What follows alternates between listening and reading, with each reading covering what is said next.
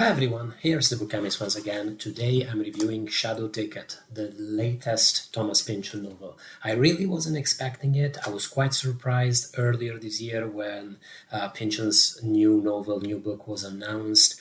It had been ages since Bleeding Edge. I thought the world had reached a stage where it was beyond hope and beyond satirizing, and where Pynchon probably wasn't gonna publish anything else. And the novel's news surprised me. The type of novel this is surprised me. It was a gift. It was a great gift, and it felt so good being able to get more of Pynchon, starting the book, reading the first page, the first couple of pages of passages, and just feeling that beautiful sensation of being immersed once again in the prose of a writer that I really love. I'm somebody who's always rushing through things. I'm always hurrying, trying to get to the next thing. And for that reason, I appreciate anything out there that gets me to slow down and to stop and to appreciate the moment and the experience I'm having and what's happening. Good food works like that. The prose of Thomas Pynchon very much works like that. Good books in general. I find that when I'm reading a book that I'm enjoying, I don't consume it quickly, but the opposite happens where I read a couple pages, and I just stop because I want to experience it. And with Pynchon in particular, when I read a Pynchon book for the first time, after reading a couple of paragraphs, I have to go back and to experience them again and try to understand them anew. And that's not just because the prose is a little difficult. It's not just the annoyance of, Joyce's Ulysses, where you read a page and you're like, what the hell is going on? It's partly because I'm trying to wrap my mind around the prose, the innuendos in it, the little inside joke, the little puns, the little unsaid, or everything that's going on in it, and it's fantastic. Video games do that too. Some video games can be really immersive and really get you to slow down and appreciate the work that the creators have put in this experience. Some Final Fantasy games, I'm thinking of 7 and 8, just looking at the backgrounds in which you can move your characters, to me is almost the best part of the game.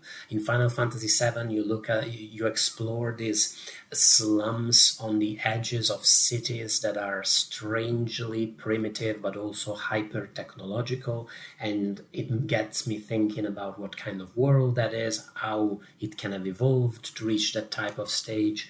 And I'm talking about Final Fantasy because I believe I've mentioned this in my review of Against the Day ages ago. I feel like Thomas Pynchon shares quite a lot of similarities with certain types of Japanese narrative, video games, maybe Japanese animation, and beyond. And I don't think that's because that's a source in Pynchon. I think it's just parallel echoes perhaps between these types of works. Against the Day, I think I've described it before as it reads as if Thomas Pynchon had written a Final Fantasy game. Recently, I played a video game that I enjoyed a lot, which was called Octopath Traveler 2, which is as Japanese games tend to be. It was this weird experience where the whole shtick was that it's about 8 parallel storylines, and some of these storylines are about the existence of God. Some of them are about somehow stopping the Industrial Revolution to prevent the spread of poverty across the world. But then some storylines are about being the best dancer or eating a lot of jerky. And Thomas Pynchon's fiction is very much like that. There are these grand themes. It concerns itself with the darkest aspects of history, with the inevitability of violence, of oppression, but it's also very much about cheese and the cheese mafia. And it's hard to really separate the silliness, the important bits. It's hard to separate the human concerns from the social, the historical concerns in his fiction, and very much in Shadow Ticket. Shadow Ticket is another mad rush throughout a past, a historical moment that's marked by a state of suspension, very much like Mason and Dixon's America, which is a new frontier that still hasn't been defined. What's going to happen in this land? It's all open to endless possibilities, very much like the zone in Gravity's Rainbow, Germany post-World War II, before the end, the start of the Cold War, before everything that followed the war itself. Here, this in-between zone is Europe, and especially the Balkans, Eastern Europe, in the early 1930s, at this time where a lot of these lands are transitioning between different regimes, are in a state of suspension after the fall of the Austro-Hungarian Empire, and things can happen. These strange in-between zones open themselves to alternate histories, alternate possibilities. They're spaces that Pynchon seems always interested to investigate. The protagonist is a PI called Hicks McTaggart, who is on a mission to bring back to Milwaukee a cheese heiress who has eloped with a musician.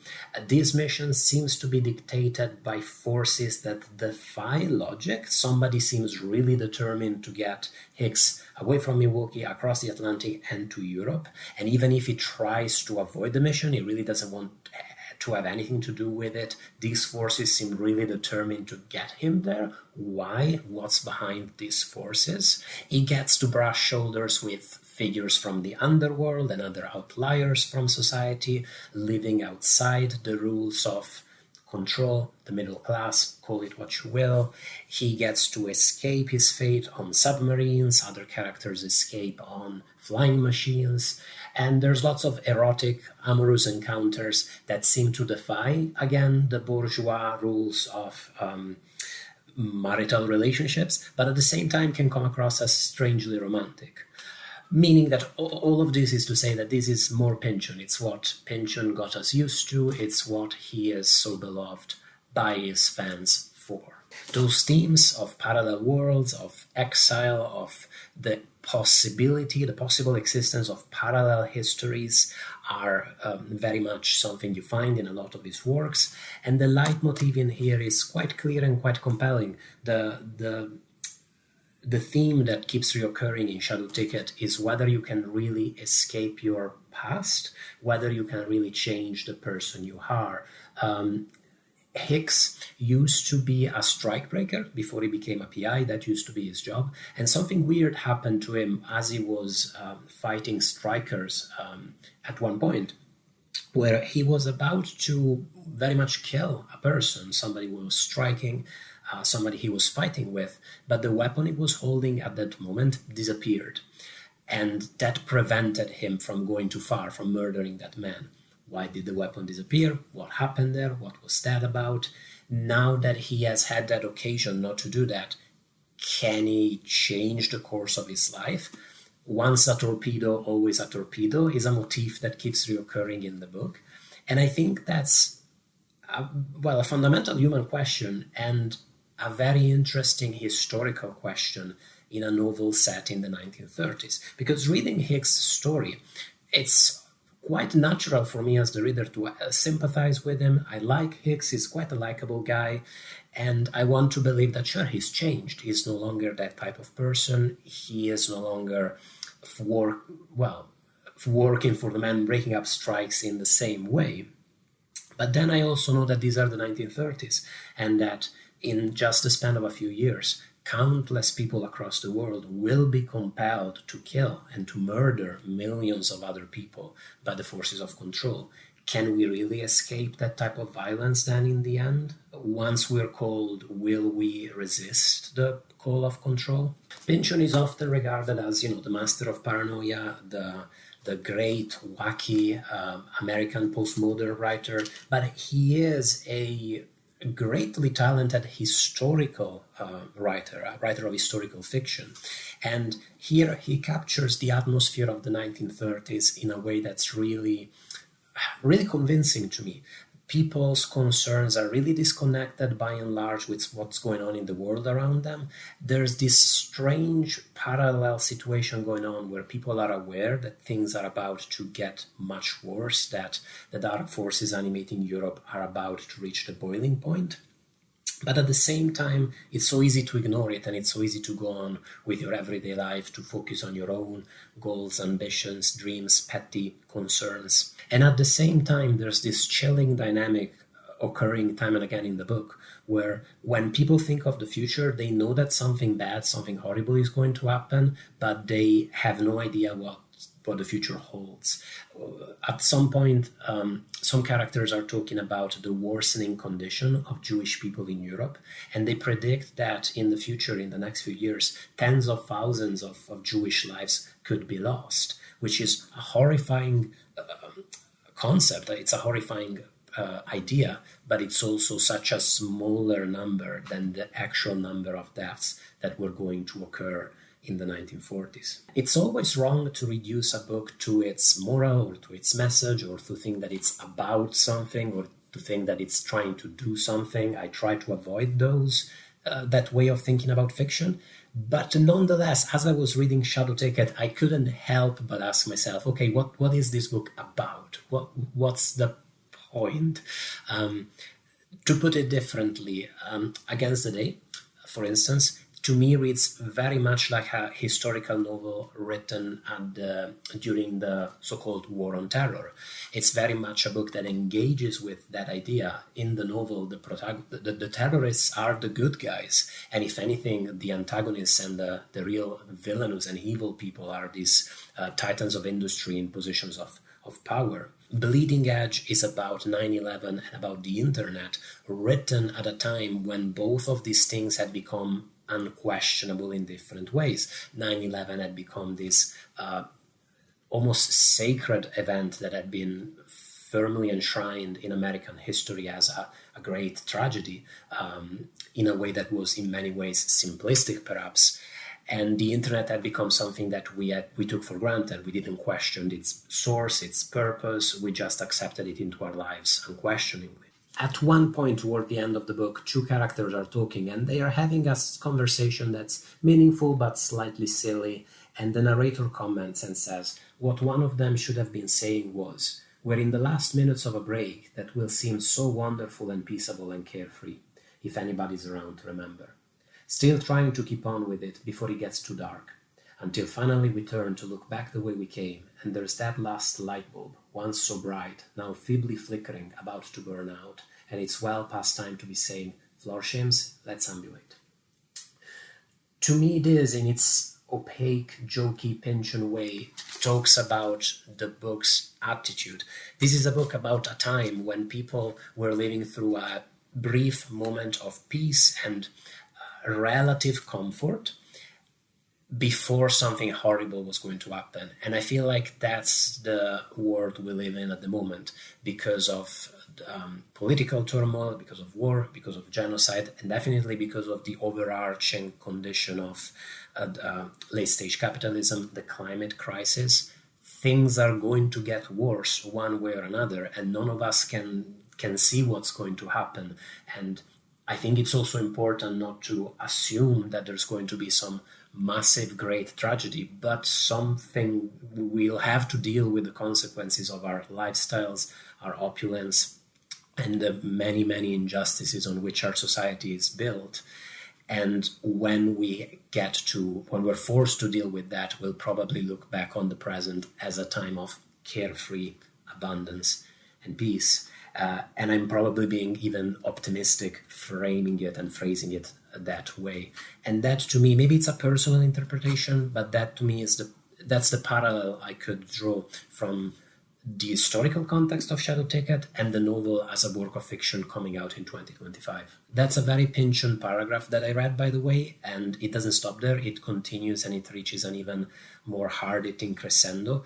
And it's very Pynchon. He's the kind of guy that can be jokey for 300 pages and then at the very end just knock you out with a devastating, blood-chilling half page like that. On the contemporary angle, I'm not sure whether I was expecting Pynchon to, satirize any contemporary concern in a different or more overt way. I don't know if I was expecting him to say more about Trump, would be the obvious thing that jumps to mind, but honestly, that would have been a little pedestrian for somebody like Thomas Pynchon.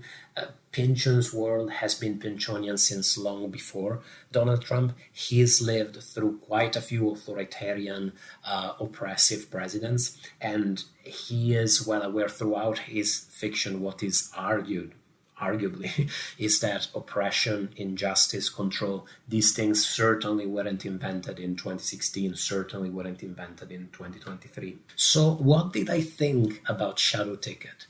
Overall, I have to say that I'm really torn.